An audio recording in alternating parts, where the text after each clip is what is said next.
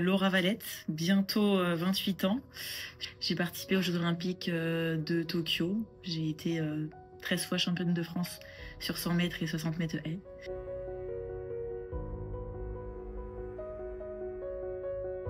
Après, j'ai marché très tôt, j'ai couru aussi assez rapidement. Je suis la plus petite de ma famille et j'avais mon grand frère, ma grande sœur qui couraient. J'avais envie de courir encore plus vite qu'eux. Mes parents aimaient bien nous emmener un peu sur des événements sportifs.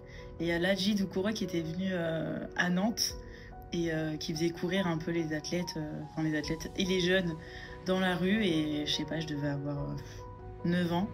Et j'avais couru contre lui et je m'étais dit, oh là là, c'était le plus beau jour de ma vie.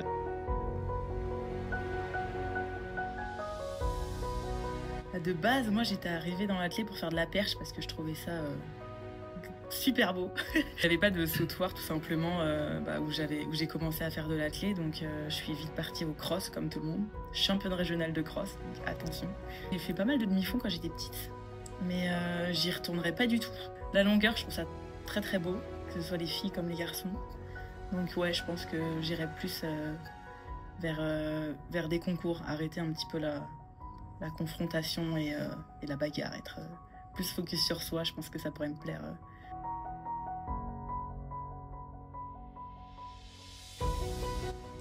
Je dirais déterminée, heureuse. On peut pas rester sur deux. Indécise, voilà. J'essaie d'être toujours souriante, de faire toujours les choses avec le cœur. J'essaie toujours de trouver le positif dans tout et dans toute situation. Je pense que je suis une athlète un peu chill. C'est vrai que quand on me voit en compétition, j'ai un petit côté fermé, je pense, comme tout athlète, à part certains, mais pour vraiment me mettre dans ma bulle. Mais sinon, une fois que j'ai fini ma compétition, ou même 1 ou 2 heures avant ma course, je pense que je suis plutôt sympa. Faut pas hésiter à venir me parler. Je suis capable de parler avec tout le monde, mais il faut venir me parler, je suis gentille.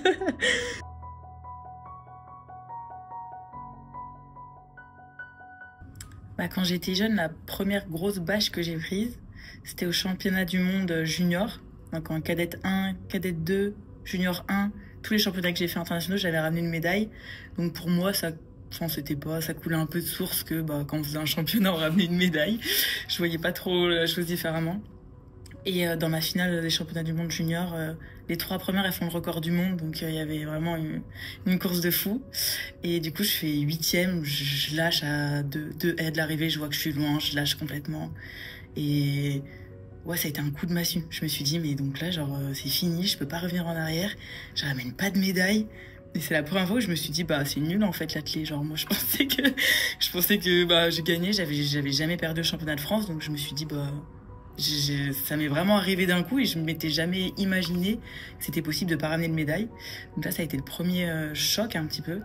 Et à partir de ce moment-là, j'ai fait un travail avec ma psy où j'ai appris que c'était possible de perdre et que c'était pas forcément la gagne ou au moins le podium. Et ouais, ça a été compliqué pour moi. Et après, Manon sélection. Quand je me suis pas sélectionnée pour Paris, ça a été un gros coup dur l'année dernière. Puis j'étais assez loin des minima, ça a été une année compliquée. J'ai pas couru forcément aux bons endroits, j'ai eu des petits problèmes physiques. Et du coup, le mental aussi, au bout d'un moment, a un petit peu flanché. Et c'est dur de s'asseoir et de se dire, oui, le mental a pas été au niveau. Et après, se poser et se dire, qu'est-ce que je mets en place pour que l'année prochaine, ça n'arrive pas de nouveau, quoi. Donc c'est beaucoup de déception, mais c'est surtout beaucoup de remise en question. Et ça, je pense qu'il faut essayer de bien s'entourer.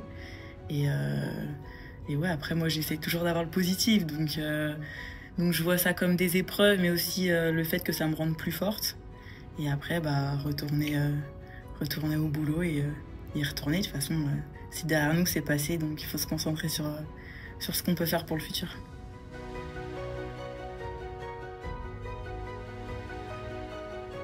Le plus fort pour moi, je pense, c'est quand j'ai su que je m'étais qualifiée aux Jeux Olympiques de Tokyo.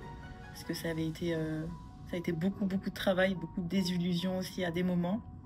Et le fait d'avoir rien lâché, ça avait été vraiment une grande fierté et une grande libération après tant d'années d'entraînement et d'acharnement, si je peux dire.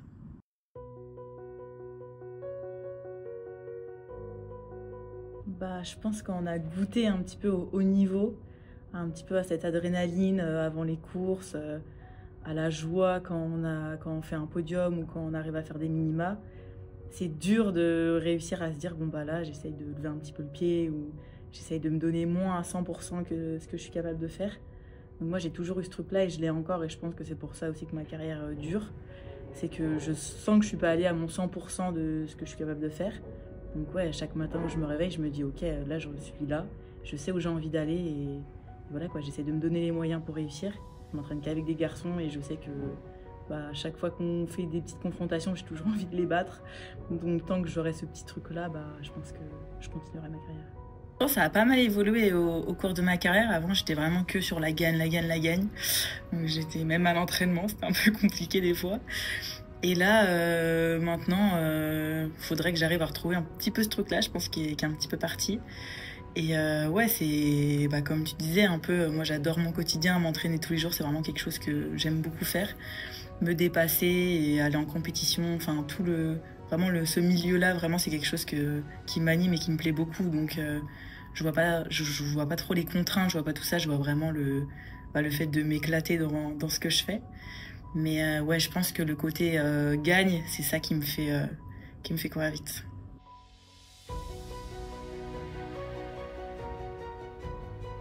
Moi, dès que j'ai pensé à Montreuil, la première chose que je me suis dit, c'est bah oui, c'est les champions. Donc bon, si je m'aligne aussi aux interclubs, bah il y a aussi cette pression-là de faut pas déconner quoi. Donc ouais, c'est cool. Mais j'aime bien la pression, j'aime bien jouer avec ça. Donc je pense que ce sera que du positif et c'est cool. Je pense que ce sera ma course de rentrée.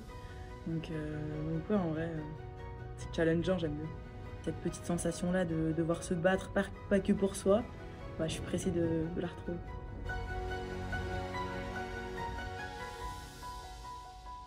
Mon départ. J'essaye, hein, ça fait des années que j'essaie de le travailler, cette année encore plus. Mais oui, je prends un petit peu de temps sur la première haie, donc j'y travaille, mais il y a encore du boulot.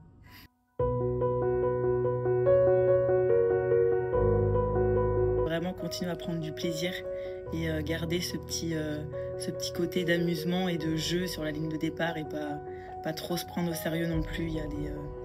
Il y a le temps, je pense, de devenir professionnel, de mettre tout en place.